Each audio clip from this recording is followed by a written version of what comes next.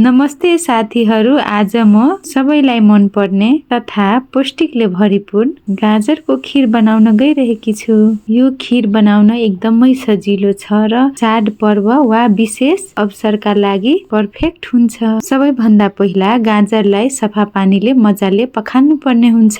पखालिसकेपछि सबै गाजरलाई एक एक गरी किस्नु पर्ने हुन्छ। साथीहरू, गाजर किसिसके। यति जति किसेको गाजर भयो। अब कराहीमा घिउ हालेर मध्यम आँचमा तताउनु पर्ने हुन्छ।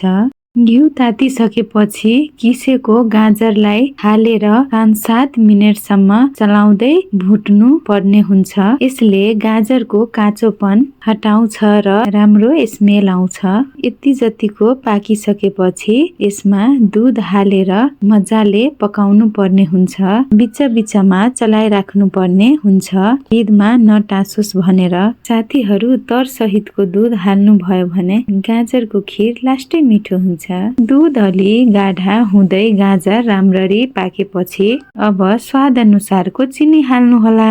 चिनी हालिसकेपछि मैले यति जतिको काजु लिएकी छु, यति जतिको नारियल। हजुरहरू आफ्नो आवश्यकता अनुसार ड्राई फ्रुट्सहरू हाल्नुहोला। स्वादको लागि थोरै अलैँचीको धुलो पनि हाल्नुहोला। साथीहरू, हजुरहरू खुवा स्किप पनि गर्न सक्नुहुन्छ। मैले चाहिँ यति जति खुवा पनि हाल्दैछु। साथीहरू, यो गाजरको खीरमा खुवा हाल्नुभयो भने गाजरको खीर धेरै मिठो हुन्छ। सबै हालिसकेपछि एकछिन 1-2 मिनट जति अझै पकाउनु होला। यतिको खीर गाढा भइसकेपछि ग्यास अफ गरिदिनु होला। ल साथीहरू, अब हेर्नुस् कस्तो मिठो गाजरको खीर रेडी भइसक्यो। हेर्दा नै खाउँ खाउँ जस्तो लाग्ने छैन र? हजुरहरूलाई आजको मेरो यो रेसिपी मन परेमा लाइक कमेन्ट गर्न नबिर्सिनु होला। धन्यवाद। Thanks for watching.